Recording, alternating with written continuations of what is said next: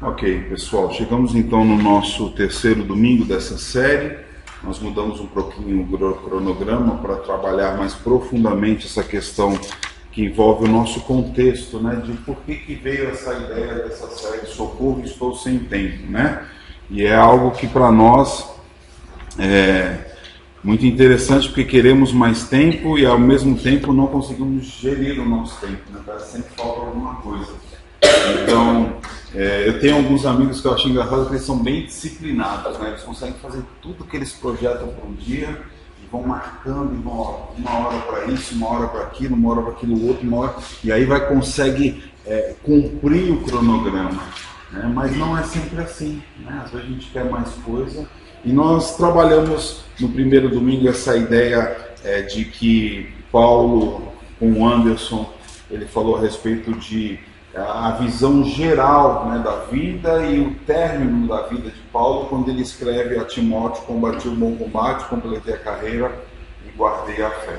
E a semana passada nós iniciamos falando, eu vou só dar uma passadinha para quem não estava aqui me entender, sobre esse filósofo alemão de origem sul-coreana, Byung-Chul Han.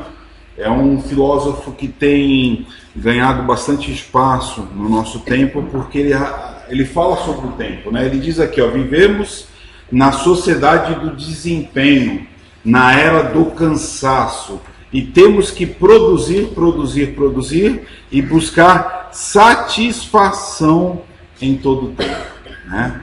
E eu confesso que quando eu li esse cara semana retrasada, comecei a saber um pouquinho do pensamento dele. Ele trouxe muitas respostas ao meu coração, de algo que eu não conseguia entender, porque onde a gente vai, a gente sente as pessoas cansadas, as pessoas exaustas, as pessoas ao mesmo tempo letárgicas. Ai, pastor, eu não consigo, eu estou tão cansado.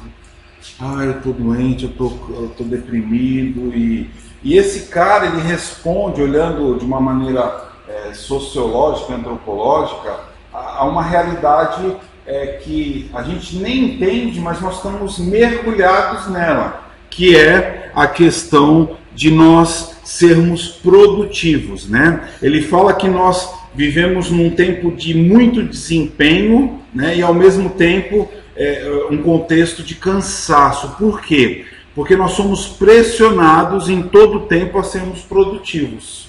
Nós temos que produzir. Os nossos filhos têm que produzir, tem que estudar, tem que fazer esporte, tem que fazer uma língua, tem que estar sempre na crista da onda, porque daqui a pouco vão ser eles que vão para o mercado de trabalho e eles precisam estar prontos para essa demanda. Muito mais do que isso, a era da performance, nós temos que performar o tempo inteiro. Né? Nós temos que ter uma performance, nós temos que ser os caras. Nós dizemos, olha, você precisa ser o cara, você precisa ser o melhor. E nós já vemos isso numa criancinha, essa ideia de ganhar. Nós temos que ganhar, nós temos que obter, nós temos que lucrar, nós temos que ter tudo isso, porque isso, para a nossa sociedade hoje, é sinal de sucesso. E sucesso, para a nossa sociedade, é sinal de dinheiro. E aí nós entramos nessa roda enlouquecedora. Eu não vou aprofundar como eu aprofundei a semana passada, mas isso, nós entramos numa ciranda incansável de produzir para obter, e essa obtenção nos gera alegria, satisfação, e para muitos uma felicidade, que nós sabemos que não é felicidade. Né? Então, queridos, o Evangelho ele tem muitas respostas para isso. O que é contentamento? O que é satisfação? Lembrei do nosso almoço, nossa conversa de domingo, né? Como adoece, né? A gente não querer viver ou não conseguir viver do jeito que a gente sonhou, do jeito que a gente planejou. Né? Nós vivemos uma fase assim, né? O sonho é de trabalhar, adquirir, ter um bom relacionamento, casar, depois ter filhos, os nossos filhos cresçam e parece que tudo isso é automático. É automático, Marcelo? Tem que balançar, não tem? Tem que balançar. O filho ele precisa do Nino, né? De ninar. O nosso filho precisa de nós, a segurança. Mas aí o filho chega e a mãe fala, mas eu não tenho tempo mais para mim. Eu não consigo me cuidar, mas ao mesmo tempo ama demais, porque é o meu amor, é o meu filho, é a minha vida. E aí começa a ter esse duelo na mente, no coração, como é que eu lido com isso, como é que eu faço, né? E ao mesmo tempo ligado nas informações, em tudo que está acontecendo, e é o que esse cara ele diz, nós somos estimulados o tempo todo a sempre mais, a ter bom desempenho. O meu filho tem que ser o melhor filho. E se possível que ele não chore à noite. E que deixe a mãe dormir a noite toda. Né? Como se fosse passos mágicos, né? A gente quer isso, claro que a gente quer tudo isso. Mas na verdade a vida não é assim. Né? Nós temos as nossas limitações e muitas delas são evidentes. E por isso nós precisamos um dos outros, para ir alinhando as coisas, conversando, né, esvaziando, se acalmando, e isso é muito bom. E aí, quando a gente fala de tempo, o que você tem feito, né, da sua vida e do seu tempo? Né? Se eu perguntar aqui, eu não vou perguntar, porque é ruim, né, perguntar, mas a ideia é, será que você está feliz com a sua vida, com o seu tempo? Né? A gente, de repente, a gente vai estar em paz, outra parte a gente não vai estar tão feliz assim. Interessante que quando a gente olhou para essa temática do desempenho, a gente tem a tendência de transferir isso para Deus. Né? Senhor, e o Senhor? E a minha vida? E o que eu tenho pedido? E o que eu tenho orado?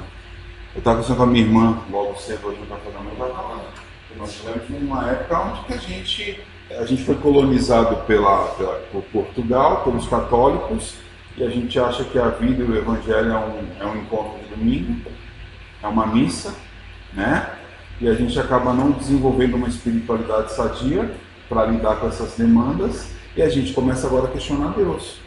Mas que Deus é esse que não me dá o que eu preciso? Que não responde aos meus anseios? Que não me dá segurança nas minhas inseguranças? E aí, queridos, nós vamos entender, e vimos a semana passada, eu vou passar bem rápido, que essa era da superficialidade é uma marca muito forte. Como eu não tenho tempo, tudo é superficial. Olha que interessante isso. A era do desempenho, da performance, eu tenho que estar o tempo inteiro provando para mim mesmo e para os outros. Eu tenho que provar o tempo inteiro, eu tenho que gerar resultados o tempo inteiro, e aí eu começo a fazer tudo de maneira superficial, porque eu não consigo, eu não sou uma máquina. E aí na semana passada, nós olhamos, antes de entrar nesse texto de Lucas 24, e quando eu li esse salmo acalmou meu coração, de que Deus ele fala através do salmista, que tudo acontece no seu devido tempo. Olha que coisa mais linda, tudo acontece na estação própria. E a Bíblia diz que nós somos como árvores plantadas junto à corrente de águas, que dá o seu fruto no seu devido tempo. Olha, isso fala no coração primeiro. E se nós somos uma semente que foi preparada, regada, ela vai crescer, ela vai dar flor, não é assim, irmãs? A flor, e a flor gera o fruto. Agora, olha que loucura, por que no nosso tempo tudo tem que ser rápido?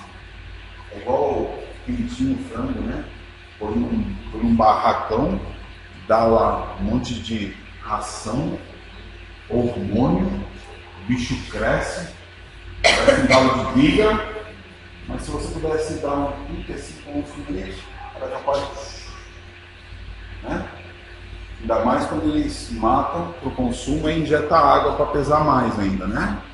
É a nossa era, onde tudo é extremamente artificial. E aí, queridos, nós vamos conseguir nutrir sensações e percepções da realidade que não é o que realmente é. Ou seja, eu olho para aquela pessoa, eu ponho expectativa nela, mas eu posso me frustrar porque de repente aquilo que eu projetei não é o que eu espero dela. E aí a gente tem sensações esquisitas, né? A gente olha uma pessoa e espera muito, fala, meu, que decepção, gente. Eu esperava tanto dessa pessoa. E aí nós olhamos para um texto de Lucas, quando os dois discípulos, eles estão voltando para a vila deles, depois que Jesus foi morto, crucificado, e eles estão sem nenhum tipo de esperança. E é como nós sentimos hoje, não há esperança para o Brasil. Não há esperança para a gente ser feliz, para ser bem-sucedido, para ter dinheiro. E aqueles dois homens estão a caminho da vila de Emaús, e aí Jesus vai estar com eles depois de morto, crucificado e agora ressurreto. Um sinal miraculoso. E aí Jesus começa a caminhar com eles, e eles não percebem. Eles não sentem a presença, eles não percebem. E aí Jesus vai então estabelecer o quê? Uma conversa. E eu disse aqui a semana passada que um ambiente que gere profundidade, onde você saia da superficialidade, é sempre um momento de conversa. Eu não gosto quando vou aproveitar que a Dani está aqui hoje, né? Eu não gosto quando a Dani encosta em mim e fala que a gente precisa conversar. A gente precisa conversar. Depois ela não está muito boa. O bufão, mas já fecha a cara, tá bom, você vai conversar, vai conversar. Mas é nesse ambiente que Jesus pega esses dois homens e caminha com eles e começa a conversar para tirar eles da esfera da superficialidade à profundidade. Eu até convido você que não esteve aqui semana passada para ouvir no YouTube, no nosso canal, a reflexão da semana passada, porque tem vários detalhes. Porque esses homens começam a dizer, mas o Senhor não sabe do que aconteceu lá em Jerusalém? O Senhor é o único que não sabe, não se apercebeu? Eles tiram foco da decepção, das dores, da desilusão deles e projetam lá. Eu estou assim porque aconteceu isso lá. O que aconteceu lá? O mestre? O Messias? Que falou que viria e seria o rei e ia nos salvar? Foi morto, ou seja, a nossa vida acabou. E aí Jesus pega esses homens da superficialidade numa conversa, no caminho, e depois lá em Emaús à mesa, e é na mesa, é na conversa que nós conseguimos abrir os nossos corações, conversar da vida e nos aprofundarmos. Por isso que a nossa comunidade incentiva sempre o discipulado. O discipulado é o caminhar, é o estar à mesa, é poder abrir o coração, falar das expectativas, dos anseios, das dores. Às vezes eu tenho que sentar com a minha filha já. Outro dia eu sentei, queria conversar com ela, eu falei, filha, eu preciso saber, eu tô sofrendo, não vou conseguir dormir. O que está acontecendo com você? Aí ela virava para mim e falava assim, não vou falar. Não quero falar. Aí eu falei, se você não falar, eu não vou sair daqui. Eu vou ficar aqui até você falar. Aí ela falou, então tá bom, vou ficar aqui até você falar. Os dilemas que ela já vive no coraçãozinho dela. E eu lembro que nós ficamos ali 1h30. Até que ela cansou e começou a conversar do coração. Aí eu falei, olha que coisa boa a gente conversando aqui. E depois nós encerramos a nossa conversa orando, falando com o Papai do Céu. Ela se sentiu aliviada, o papai muito mais, né? Porque é num ambiente de mesa, irmãos. É num ambiente de conversa que Deus cura, que Deus trabalha, que Deus restaura, que Deus apoia, que Deus transforma. E é isso que Jesus fez com esses homens. Ou seja, o caminho intencional do crescimento e da vida é no caminho, é na conversa. E aí leva esses homens o quê?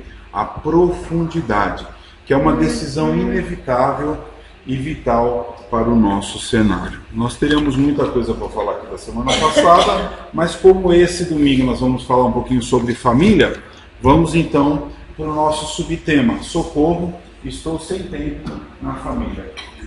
Você tem tempo na sua família? Você gosta de fazer tudo, você consegue fazer tudo que você quer em um dia? Hein, Dani, consegue, amor? Ai, gente, é bom demais falar sobre isso, né? A gente quer. Eu brinco com as minhas crianças que eu falo, eu não consigo mais assistir um jogo calmo, quieto. Me deixem ver um jogo de futebol os dois tempos, sem eu precisar levantar, sem eu precisar desviar a olhar. Eu quero ver um jogo. Às vezes eu falo, Dani, pelo amor de Deus, Dani, sai com as crianças para eu ver um jogo só. Tempo, expectativas. Às vezes a Dani fala, ai Fabinho, vai lá, faz lá a banana, faz o seu filho, deixa aqui quietinho, só um pouquinho. Né? E aí criança pequena, você dá mamar, depois troca a fralda, você acolhe o outro, você acode. Aí a hora que você chega em casa, você vai descansar, o outro fica com febre, tem que levar no UPA, tem que levar no hospital, aquela corrida. Engraçado, né? Teve uma época que eu senti até taquicardia com tudo isso. Eu falei, meu Deus, gente, vai ser um pouco com pressão, não vai acabar nunca mais. Senhor, me leva, volta. Me leva, quero ir para o céu, lá não vai ter doença, não vai ter nada. Gente, mas família é um lugar de realização. Família é lugar de vida. Família é lugar... Eu estou com a minha família aqui, que eles vieram passar uns dias aqui, meu pai, minha mãe. Alegria. Né? Alegria. A gente poder estar junto, poder viver, poder celebrar. Ver meus sobrinhos, minha filha, que era pequenininho, bebezinho, já crescendo, virando galinha, né? Aí, irmão! E é tão bom isso. Família. Interessante que quando nós falamos sobre isso, sobre o tempo, nós temos a tendência de achar uma família minha, eu faço dela o que eu quiser. Isso aqui para mim é fundamental para vocês entenderem. A família não é nossa. A família é um presente de Deus. E a família começa quando eu decido convidar a minha amada a um relacionamento mais profundo entre eu e ela e Deus. E aí nós damos um passo, às vezes meio maluco, vamos casar? Vamos casar. Aí a mãe fica com a cabeça desse tamanho. Como assim? Vocês vão casar? E a tendência é, mas vocês não têm casa, vocês não têm carro. Né? Como é que vocês vão casar? Não tem estabilidade. Não compraram uma casa ainda. Esse é o contexto desse mundo. Porque para casar eu preciso já estar bem, emprego, já preciso ter uma casa própria, já preciso ter um carro, uma pós, um MBA, e aí vai. E antigamente era assim. Eu olho para a vida dos meus pais não tinham faculdade, não tinham estabilidade e resolveram casar. Não é assim? Eu vi uma foto sua, do seu bem, em cima de um cavalo tão linda, e você de mãozinha andada com ele, né? Um amorelinho. Gente, mas tão lindo, meu coração ficou tão aquecido de ver vocês juntinhos. Né? Mas é linda a foto, eu gostei da foto. Né? O sonho se realizando. Um pedacinho de terra, né? Antigamente no campo um animalzinho. Alguns aqui ainda tem família que mora em chácara, né? É tão bom voltar, um pedacinho de terra, olhar aquela paisagem. Mas, irmãos, onde eu quero chegar? Tudo isso não é nosso. Família é presente de Deus, para que nós administremos uns aos outros em família da melhor maneira que agrade a Ele e a gente consiga encaminhar, desdobrar. É aquela passarinha que está no ninho e que uma hora vai ter que, né, empurrar para que o passarinho voe. A gente não quer, o passarinho não quer que os passarinhos voem, não quer, né, nossa? Imagina um passarinho tão lindo desse aí voando. A passarinha não quer. O passarão às vezes quer, né? Tá tudo muito lotado, né? Vai, voa, né? Dá um sossego ao tempo, né? Então, queridos, presente do Eterno, não é posse nossa. Família não é posse nossa, é presente de Deus. Eu queria iniciar com isso para que você entenda que essa família, projeto de Deus, é instituída pelo próprio Deus, né?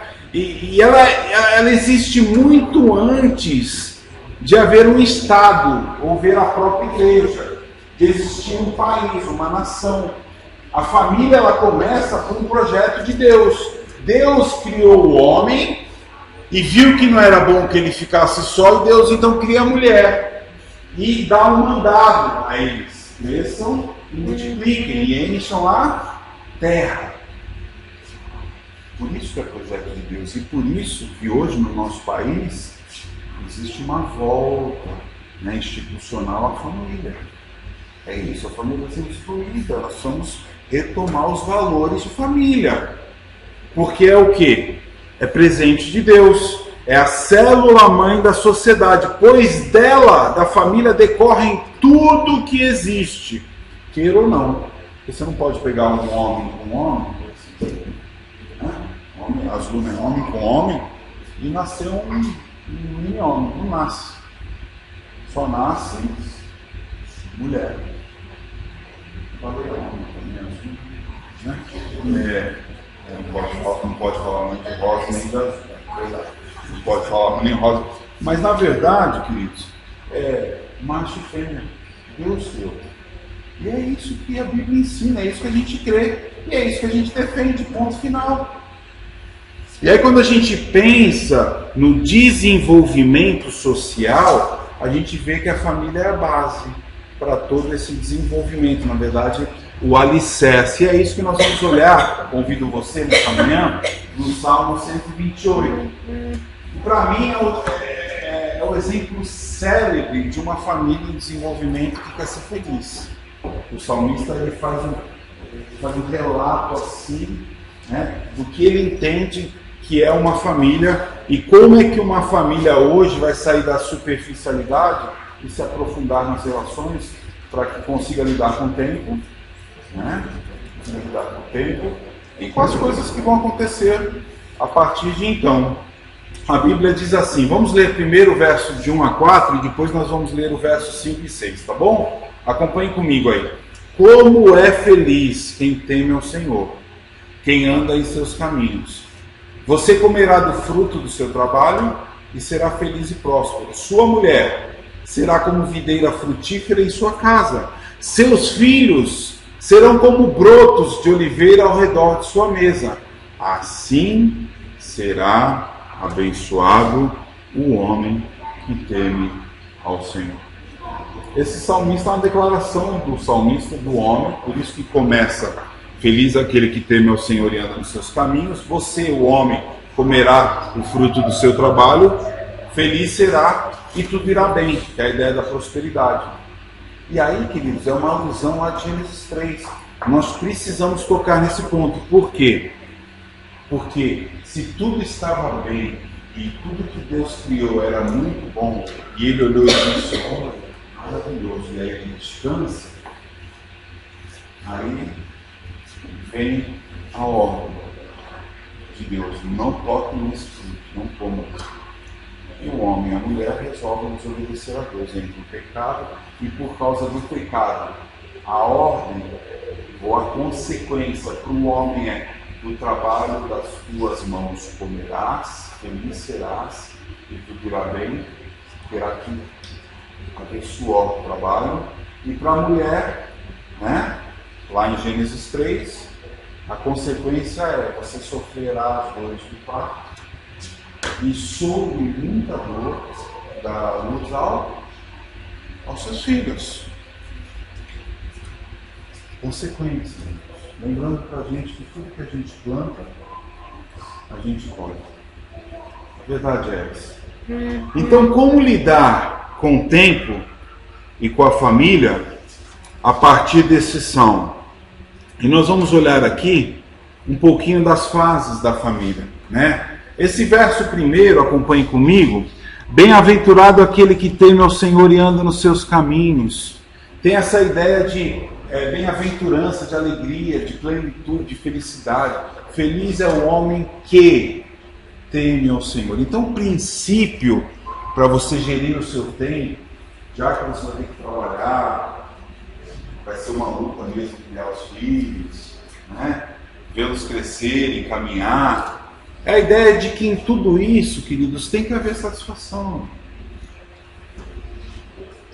Olha só, a satisfação aqui, segundo a palavra de Deus, está na própria existência, não é nas coisas externas. O que o mundo ensina hoje? Que se você tem as coisas externas, e você adquire, e você consome, e você tem, aí sim você é feliz. O salmista vai ao contrário. Feliz é o homem que teme ao Senhor, que entende o motivo da sua existência. E aí nós precisamos voltar lá para o início da nossa confissão de fé, que diz que, e do breve catecismo, qual é o fim principal do homem? Honrar a Deus, se satisfazer em Deus e gozá-lo para sempre. Ou seja, então, sempre, tudo na vida vai começar a partir da tua vida com Deus e da ordem interior do seu ser. Ou seja, eu estando bem, eu consigo produzir bem ao meu amor, aos meus filhos. Quando eu não estou bem, eu não consigo estar bem e produzir algo bom na vida daqueles que estão ao meu redor, no meu entorno. Portanto, nós iniciamos falando da sua vida semana passada, que tem a ver com o encontro de Jesus com aqueles dois homens no caminho de Emaús, porque Jesus vai situar, vai balizar a vida, as emoções e a existência deles, para que eles entendam por que eles estavam passando por aquilo. Hoje, meus irmãos, eu confesso que passado 44 anos, praticamente, vou completar agora, quando eu vejo a minha esposa bem, eu fico feliz. Quando eu estou bem, eu me sinto feliz. Quando eu vejo meus filhos bem, eu estou feliz. Eu não me importo se o meu carro é bom, se eu tenho um trabalho que dá muito dinheiro, porque eu sei que tudo isso é periférico, a partir da palavra de Deus. Eu não consigo olhar para o mundo e me nutrir dessas coisas que achar que é ao consumir. Eu não estou falando que é ruim isso, irmãos. Claro que a gente gosta das coisas boas dessa vida e devemos desfrutar delas. Então, a questão é que nós não podemos depender a nossa vida nelas, porque não é isso que gera contentamento e satisfação. E o que o salmista está dizendo é: feliz é aquele que teme ao Senhor. Ou seja, a sua vida encontra satisfação e contentamento em Deus. Portanto, satisfação e alegria são princípios que frutificam a partir do momento que eu os lanço. Então eu tenho que conversar com a minha filha o tempo inteiro: filha, entenda, meu amor, papai quer que você ame a Jesus. Que você seja uma boa aluna, que obedeça ao papai e à mamãe. É isso que vai te trazer o quê? Alegria. Ah, papai, mas eu quero fazer jazz, eu quero fazer natação, eu quero fazer sapateado, eu quero um sapato novo, eu quero pintar o cabelo, eu quero não sei o quê, eu quero não sei o que lá. Eu acho que fazendo isso eu vou ser feliz. Não. Você pode até fazer isso, se isso te traz alegria, mas não vai trazer o quê? Contentamento e satisfação, que é diferente. É algo que trabalha as entranhas. Portanto, o verso 1 vem nos ensinar que, em primeiro lugar, irmãos, há ou deve haver satisfação e alegria na sua existência. A minha pergunta inicial é essa. Hoje, chegando aqui, você encontra satisfação em Deus? Por tudo que você está vivendo? Porque senão, irmãos, nós temos que trabalhar essa questão principal. Por que você existe? E o que te traz essa alegria, o que te faz feliz? Irmãos, as pessoas estão adoecendo nessa questão. As pessoas estão tirando a própria vida, porque não tem sentido a existência. Porque elas projetaram a vida, a alegria e a satisfação em coisas que não existem, ou que não trazem felicidade. E aí se frustram e se consomem, adoecem, ficam enfermas. Não entender. Eu gosto muito daquela ideia do tamanho do buraco que existe dentro de você Somente o Senhor pode preencher tudo. E como é bom quando a gente enche a barriguinha, não é? Quando a gente está com fome, não dá um sentimento de alegria. Ver uma criança depois que mama, o que ela faz? Qual que é a primeira expressão dela? Ela sorri. Porque ela está satisfeita. Portanto, esse é o primeiro passo para você gerir bem o seu tempo e a sua família. Segundo lugar, integridade e relevância. O verso 2 diz assim: do trabalho de tuas mãos comerás, feliz serás e tudo irá bem. Essa ideia do trabalho é a ideia da subsistência e a ideia do ser íntegro, ou seja, é por trabalho que você vai adquirir o que você quer. Não é passando a perna, não é fraudando, não é dando nó nos outros, é através do trabalho. E isso vai te realizar. Por isso que a gente fala, os homens que ficam ociosos e não trabalham, eles adoecem. Porque o trabalho completa mesmo. O trabalho traz realização. O trabalho ocupa a mente. O trabalho te equilibra. E é necessário que você trabalhe, porque isso vai gerar integridade e relevância na sua vida. O salmista, ele diz que se você comer e ter o fruto do trabalho, e você será feliz e tudo irá bem. E realmente é isso que acontece. Quando eu consigo trazer o pão de cada dia, sentar na mesa, estar reunindo o fruto do meu trabalho, aquela ideia de que você sai e começa a colher um monte de laranja, mexerica, e aí você volta no final da tarde, põe aquela baciona assim, e aí você começa a comer, que coisa boa, que alegria, que satisfação. Isso vai fazer com que você consiga lidar com o tempo, com a saúde emocional e espiritual. Terceiro passo nesse salmo. A mãe, né? Aquilo que é o elo agregador. Como é importante as mães, né? E como as mães conseguem trazer todo mundo, né? Para estar em volta da mesa, né? Que importância é isso? Interessante como a mãe pensa em cada filho, cada cria. Não pensa mais no mundo que o outro. Os filhos acham que pensa, né? Não, minha mãe protege não sei o que, protege não sei o que lá. Eu tô aqui, ó, tô largado, encostado. Não. Mãe entende a carência de cada filho. Dependendo da situação, ela vai dar mais tempo em uma determinada situação do tempo do que no outro. Não quer dizer que não ama, que não cuida, que ama mais. Não, cada filho tem sua necessidade. Mas o salmista, ele diz aqui no verso 3, a tua esposa, no interior da tua casa, será como a videira frutífera, teus filhos como rebentos em volta da oliveira. Ou seja, a esposa em Deus, que adquire sabedoria do Senhor, não do Facebook, ela será como... Mateus deu risada. Porque sabedoria vem de Deus, não vem daquilo que as pessoas acham que sabem. É duro falar, porque às vezes a gente fala, não, mas tem coisa boa. Claro que tem coisa boa. Mas o que tem que encher o meu coração de verdade, de relevância, de conceito, é a palavra de Deus. Não são as coisas externas. Porque lembra do início, as coisas externas não preenchem completamente, não saciam o nosso ser. Portanto, a mãe é aquele elo agregador. Quando dói, quem é que os filhos chamam? É a mãe. Quando está em perigo, quem é que chama? A mãe. Ah, mas chama o pai também, né? Os pais vão ficar meio... o pai, né? Sim, chama o pai também. Mas a mãe tem essa ligação, queridos, biológica. É algo que é mais forte. Interessante isso.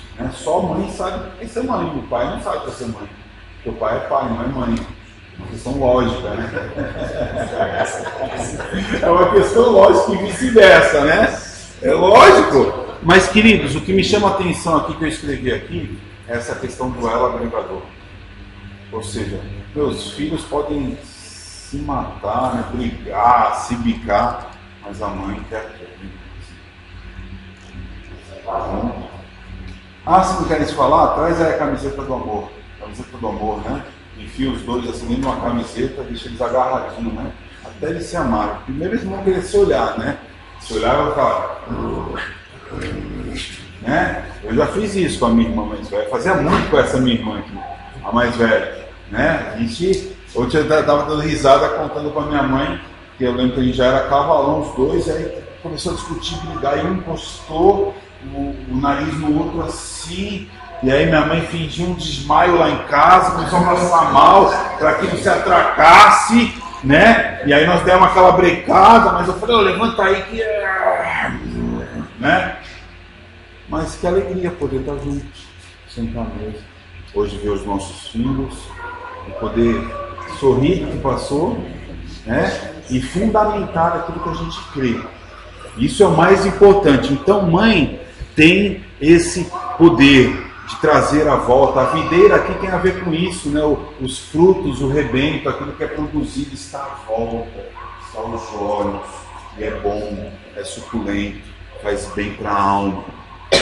Mas aí tem um homem, né? O salmista ele termina essa primeira parte aqui do Salmo, no verso 4, dizendo: eis como será abençoado o homem que teme ao Senhor. É o reforço do que, irmãos? Do temor.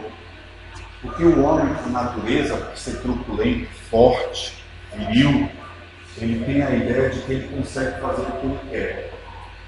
Mas o conseguir fazer o que quer, espiritualmente falando, tem a ver com a ideia de temer a Deus. Ou seja, confiar a sua vida naquele que é o autor da vida, que é o Senhor da vida. E é Ele que vai dar ou desdobrar a caminhada e trazer o quê? Que é aquilo que a gente mais quer como homem: segurança. Segurança. É o que a gente pretende, é o que a gente quer, a gente busca em Deus. E aí, queridos, nós vamos para o verso 5 e 6, porque eu quero trabalhar alguns conceitos sobre família para terminar. O salmista ele termina aí dizendo: que o Senhor o abençoe desde Sião, para que você veja a prosperidade de Jerusalém todos os dias de sua vida, e veja os filhos dos seus filhos, e assim haja paz em Israel. Né? Ou seja, o salmista trabalha aqui a ideia da descendência se perpetuando, né? E a família como um instrumento de Deus. O que eu mais quero, como é muito pagano, a gente não tem o desejo de ter muita coisa, construir um império. É muito pagano. A gente tem uma casinha de carrinho, né? E o salário, né? Mensal para comer, se alegrar, para poder dar de mãozinha da minha veinha.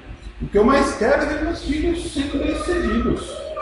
Que eles temam a Deus, que eles sejam conhecidos. Eu falo para a Gabi, falo, filho, que ela seja conhecida como uma mulher de Deus, que ama Deus, que constitui uma família no Senhor, que os filhos amem o Senhor.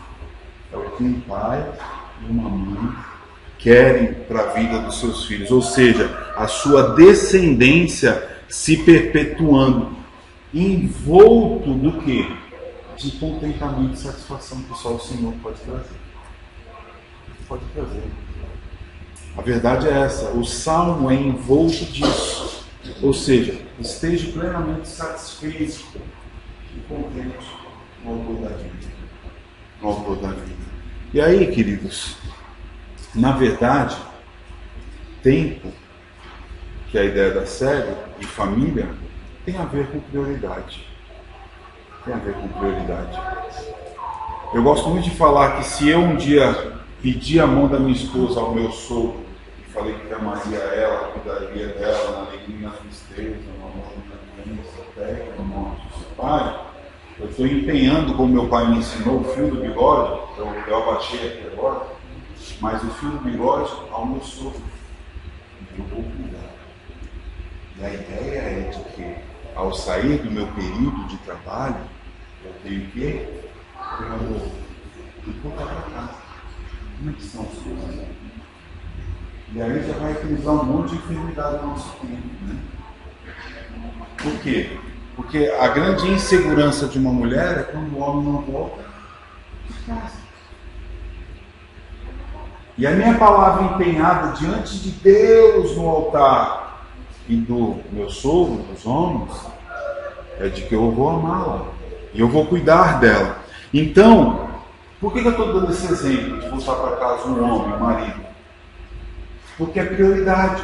Então a gestão do nosso tempo hoje tem a ver com as nossas prioridades. Eu quero aqui trabalhar 12 conceitos com vocês. Antes dos conceitos, falar um pouquinho a respeito, né, de algo que nesses 20 anos que eu tenho de pastoreio, eu tenho, para que você tenha um tempo de qualidade, você precisa gerar segurança. Então, maridos, ame a sua esposa e invista tempo nela. A esposa precisa de tempo do marido.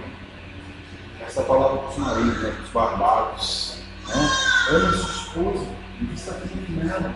Cuide dela, abrace, proteja. Né? Eu não vou perguntar se o marido tem feito isso, né, pela esposa, né? De repente já vem assim, tá vendo aí? Tá vendo? Ouve aí. Ou assim, né? Fala Deus, né? Fala Deus, né?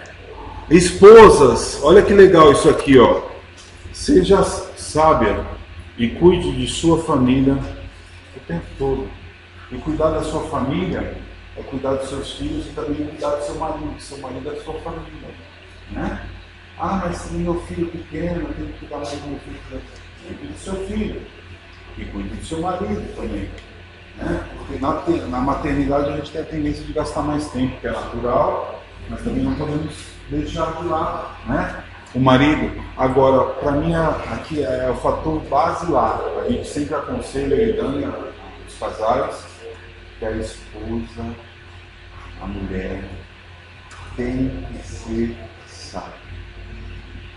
Salomão, quando escreve o livro de Provérbios, ele gasta muitos versículos para falar sobre a sabedoria e a esposa, e a mulher. Sabe por quê? Porque a mulher tem aquela coisa do coração, de sentir, e que muitas vezes afasta o quê? A sabedoria, o teu sentir. Nós não vamos falar sobre isso hoje, mas o conceito básico aqui é: maridos, ame e invista tempo na sua esposa. Esposa, seja sábia e cuide da sua família. Pais, invistam tempo, digam não, disciplinem e amem seus filhos. Parece um ultraje, né, falar não para os filhos hoje, né? Não pode falar não! Ele vai adoecer emocionalmente se falar não para ele. Tadinho, não. Puxa.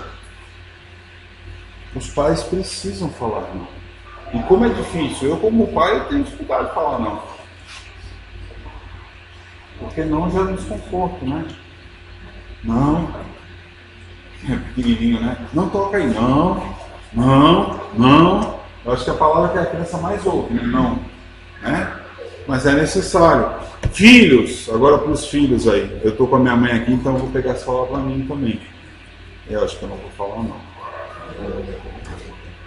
Ouçam, obedeçam, participem como família e honrem seus pais.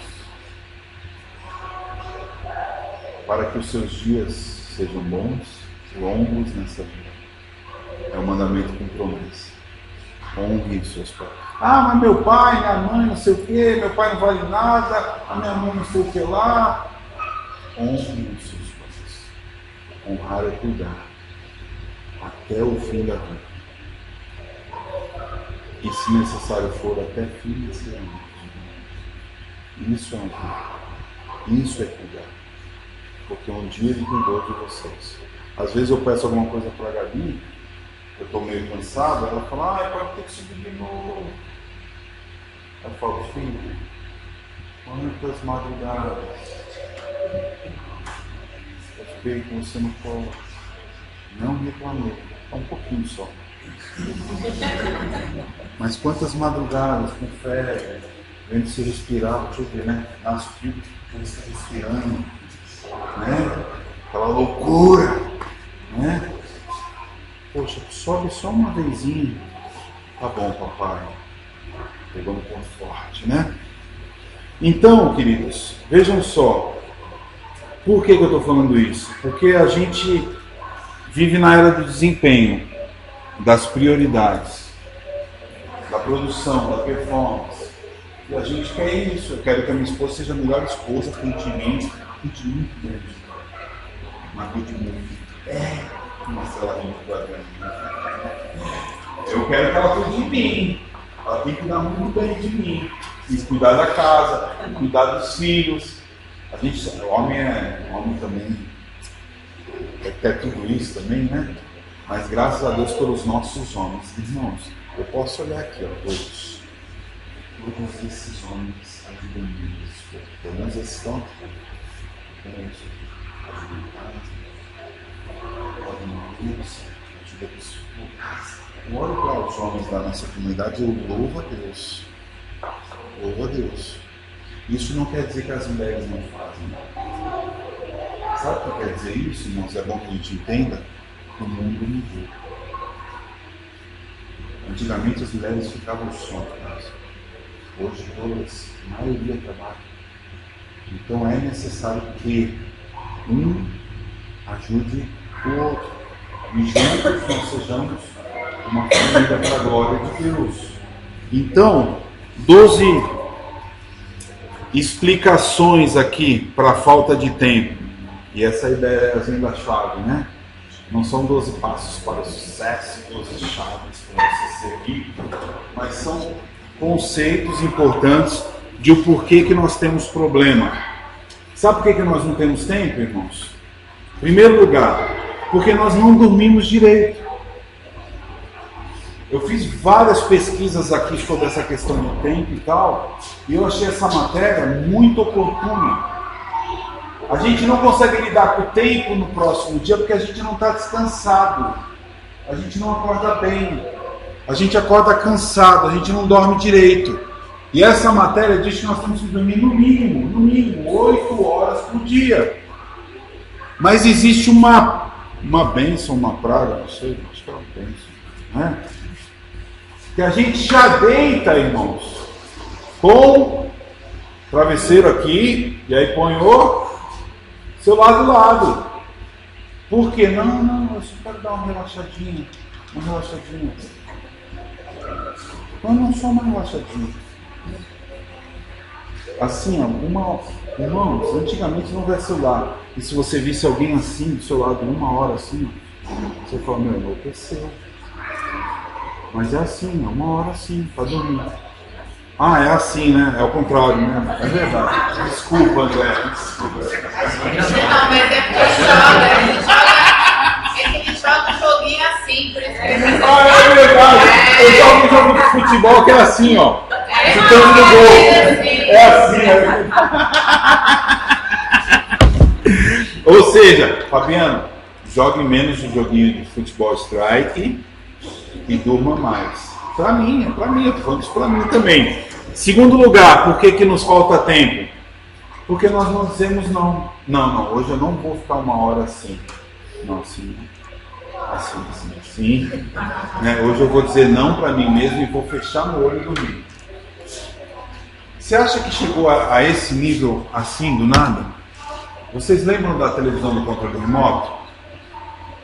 Antes era só televisão e tinha que levantar do sofá para apertar um botãozinho. Alguém tem essa televisão aqui? Apertar botão. Eu lembro. Aí depois lançou a televisão com um controle só. Só ligava, desligava e passar canal. Lembram? Aí era a briga no sofá para quem quer ficar com o controle na mão. Aí depois lançou a TV com mais recursos. Depois a mais fina, agora a slim, e todo quarto, todo cômodo da casa tem que ter uma televisão, ou seja, a cabeça não desliga, o tempo inteiro sendo estimulado. E aí agora a era da computação, do celular, desgastou mais ainda, no bom sentido, né? Ou seja, nós temos que dizer não para algumas coisas para que não sobre tempo. Fuja da lentidão, irmãos. Eu sei que tudo isso que a gente está conversando gera cansaço. Mas uma coisa é cansaço, outra coisa é lentidão. Tem pessoas extremamente lentas o tempo inteiro. E que se você é lenta, o outro vai ter que empurrar. E se o outro vai ter que empurrar, o outro vai pensar mais. E é assim. A gente tem que... Não é performance, mas um pouquinho de proatividade para algumas situações. Eu tenho demais. Eu estou louco comigo mesmo. Às vezes eu fico girando em casa assim, para encontrar o que eu tenho que fazer. É verdade. Às vezes eu estou lá na cozinha, eu olho e falo, meu Deus, eu estou ficando maluco, gente. Eu estou virando sozinho aqui, buscando o que fazer. Né? E a outra pessoa às vezes fica assim, ó. Né? Cada um é de um jeito. E a gente tem que procurar de alguma maneira remir o tempo, né? Preparar melhor. Aí para isso é necessário o quê? Planejamento. Planeje-se bem. Né? O que você quer fazer hoje? Eu tenho costume, porque eu já passei dos 40, eu pego o papelzinho em casa e marco tudo que eu tenho que fazer no dia assim. Aí eu fico com mais satisfação quando eu faço, eu faço isso. Por quê? Consegui fazer. Mas planeje-se. O que você quer? Eu fiz um planejamento quando eu cheguei em Atibaia com a Gabi e fui com a Dani. Para 1 ano, para 3 anos, para 5 anos. Nós devemos no papel. Dani, o que você sonha para esse ano? O que você sonha para 3 anos? Agora, no final desse ano, nós vamos sentar para ler. Para poder dar 3 anos. Mas, gente, que espetacular é você ver no papel você ter conseguido aquilo que você sonha. A gente nem imagina. Quando nós sentamos para fazer, aí eu lembro que nós falamos assim, mas para que isso, pai? Não, é bom isso é bom. O brasileiro não gosta de planejamento. O americano gosta muito de planejamento estratégico, metas e prestação de contas. Se a gente for pedir prestação de contas, o que você quer saber da minha vida? É bom prestar contas. Filha, como é que foi na escola? Fez a prova, estudou, prestou atenção, foi bem? Pai, eu não quero falar. Não, quero saber. Aí no outro dia ela chega com a prova, tirei o. Não é bom? Se planejar. Isso é muito bom, planeje-se bem. 5º lugar. Coma adequadamente. Aqui gente, já me deu até mau espaço. Como eu gosto de comer coisa que não é bom, né? Como eu gosto de comer besteira, né? E aí a gente vai circunferencialmente crescendo, né? Ficando mais bonito, mais como as mães falam, filho, ó, bicho, tem saúde, né? Esse tem saúde, né? Antigamente falava-se assim, hoje nós já sabemos que não é, nem muito nem pouco, pouco também faz mal, né? Então, coma adequadamente. Qualquer dia a gente vai trazer uma nutricionista para falar aqui sobre o que é comer adequadamente. Outra coisa, gente, seja otimista. Vamos lá. Vai dar certo. Não vai dar certo, irmão? Tem que dar certo. Tem que dar certo. Vamos para frente. Vamos para cima. Eu lembro de Neemias. Neemias lá preparando o povo para crescer para fortalecer a cidade. Ele ia passando, irmãos, eram quilômetros. E ele ia lá encorajando, vamos embora, gente. Nós vamos. Não vai conseguir, são poucos dias. Vai conseguir! Vamos embora! Mas hoje pastor é poder cristão, não vai dar nada certo. E aquele lugar lá, meu, vai dar certo. Deus é conosco, não é assim, irmãos, que nós cremos? Deus é conosco. Temos que colocar a fé em ação, exercitar. Seja otimista. 7º lugar. Elimine o quê? As distrações. Gente, o que te distrai? O que te distrai? O meu sobrinho já levantou a mão aqui, ó. Elimina as distrações, ele já fez assim, ó. Né? Porque a gente fala, Mateus! Mas tá assim, né? No mundo da lua. Né? Tá assim, ó, olhando para a órbita, né? E é assim. Ele é assim. A gente tem que eliminar o que te distrai. O que te distrai? Eu já entendi para mim mesmo, quando eu acordo, 8 horas da manhã eu tomo café, 7h30 com a minha família, tomo café, eles vão para a escola e trabalho, eu deixo o meu celular do lado. Eu só vou olhar às 10. Se você mandar o WhatsApp para mim e eu não responder das 8 às 10, você sabe que eu não vou olhar. Porque eu vou ter meu tempo com Deus, eu vou me equipar, porque senão distrai. Então, elimine isso porque vai sobrar mais tempo. O celular, eu vou ver quando eu fui ver se passou 2 horas. Não olhe. Você também não joga na parede. Né? Tem gente que assim, agora vamos mudar de vida. Né? Não é assim. Então, elimine as distrações. Objetivo específico. Qual que é o objetivo da sua vida hoje? Qual é o seu objetivo? Você precisa ter claro o que você quer. Eu quero terminar minha faculdade, eu quero me engajar no trabalho, eu quero que meus filhos tenham boa saúde, eu quero poder caminhar um dia por semana com o meu amor no Lago do Major. Faça isso, planeje. É importantíssimo isso. Outra coisa, faça pouco, mas faça com qualidade. Lembra que nós falamos no início, produtividade? Nós temos que fazer muita coisa, não fazemos nada direito, e tem que fazer muita coisa? Reduza. Faça pouco, mas faça com qualidade. Né? Eu falei para a Dani, Dani, a louça em casa é minha, eu vou lavar e vou lavar com qualidade. Né? E eu falei para ela, você diminuir com qualidade. Faça pouco. A gente. A gente faz todo mundo junto. É só um exemplozinho, né? Só um exemplozinho. Né? Não fica bravo, hein? Não perca tempo, distrações, né? Essa ideia de, se estou perdendo tempo, não perca tempo, o que eu posso fazer? Ah, pastor, mas hoje é meu dia de descanso. Então descanse, não faça nada, descanse, levanta o pé, fica com o pé lá para cima, né? Bora aqui uma massagem aqui, uma massagem. Descanse, é o seu dia de descanso, né? Descanse, irmãos. O descanso foi criado por Deus. O sábado, o dia de descanso. Deus trabalhou 6 dias e descansou. E Ele nos ensina a descansar. Nós precisamos ter tempo de descanso.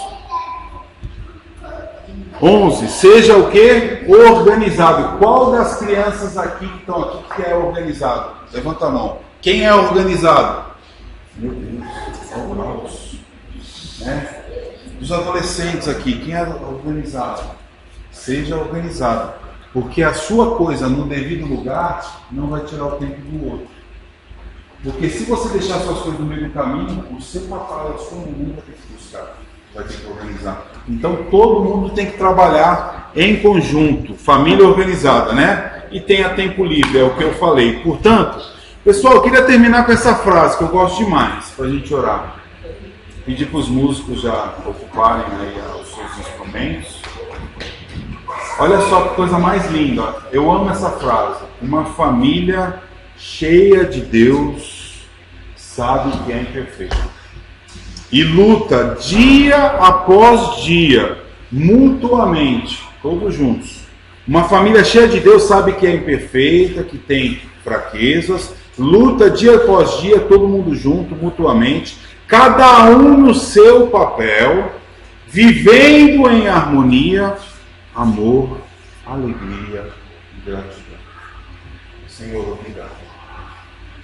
Meu coração é grato por tudo. Apesar das circunstâncias, eu quero te agradecer pela minha vida, pela minha família, pelo meu casamento, pelos meus filhos. Por quê? Porque eu olho a minha família com o meu foco lá em Gênesis 3. Eu estava conversando com meu pai esses dias sobre isso. Eu consigo amar o próximo porque eu entendo que ele é pecador lá em Gênesis 3 como eu sou. E algumas pessoas que me ferem, eu consigo ver que ela é frágil porque ela é nascida com esse pecado e eu tenho que olhar pela cruz, com amor. E aí a gente vai se relacionar melhor com o próximo. Ah, mas eu também furo. Ah, mas eu também faço tudo isso. A diferença é o grau de maturidade espiritual. Mas todos nós somos maus por natureza. Precisamos da graça de Deus. Mas que a gente cresça, irmãos, mutuamente. Cada um fazendo o seu papel. Vivendo em harmonia, alegria e amor. Sabe o que é harmonia? A ausência de guerra, de briga. O Senhor nos ajude, né? Vamos louvar a Deus, mesmo assentadinhos, com a música que é tema da nossa série. E eu queria que toda vez que você cantar essa música aqui, pense na letra dela. Vamos lá.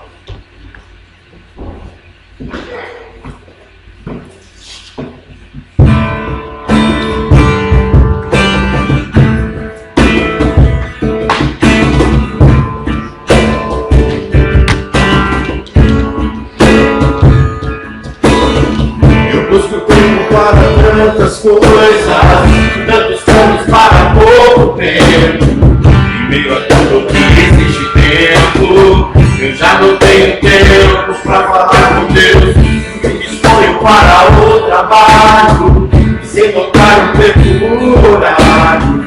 Só resta tempo pra fechar a porta, pra tudo que a realidade importa. Não tenho tempo para descansar, rever amigos e conversar. Já não consigo me assentar à mesa e alimentar o que a alma almeja. E quando eu quero viver o tempo, a fumaça some no momento. E antes que tudo perdido esteja, e antes que tarde demais eu perceba que ganhei o mundo, perdendo a alma, perdi tudo, vivi sem calma, busquei tão longe, mesmo tão perto, queria tudo do jeito certo, vencer o Senhor deste mundo, vencer o Senhor da minha vida, todo o tempo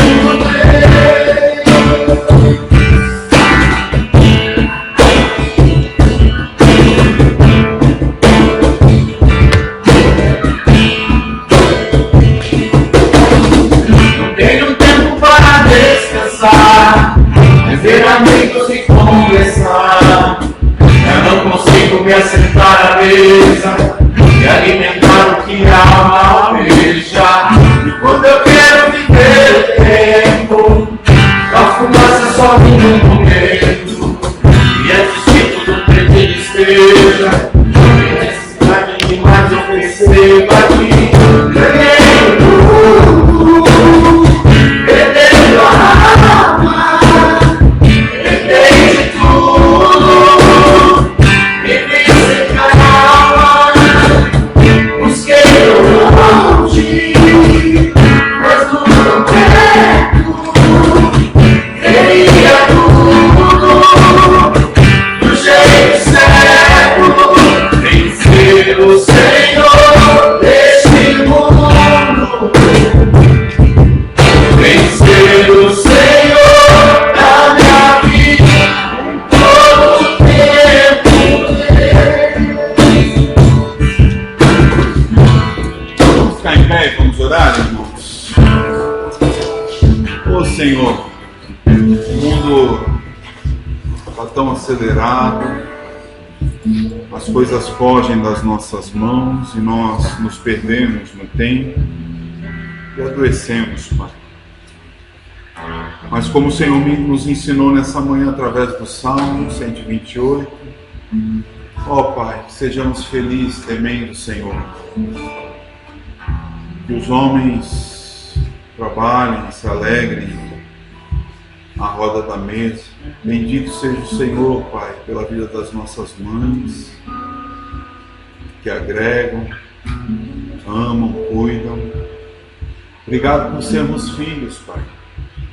Obrigado pela vida dos nossos pais, pela oportunidade de sermos pais. Mas que em todo tempo, Pai, amemos o Senhor de todo o nosso coração, de toda a nossa força, o nosso entendimento, e que amemos o próximo, Senhor, como essa família estendida, a tua igreja. Possamos ser conhecidos como discípulos do Senhor porque amamos uns aos outros.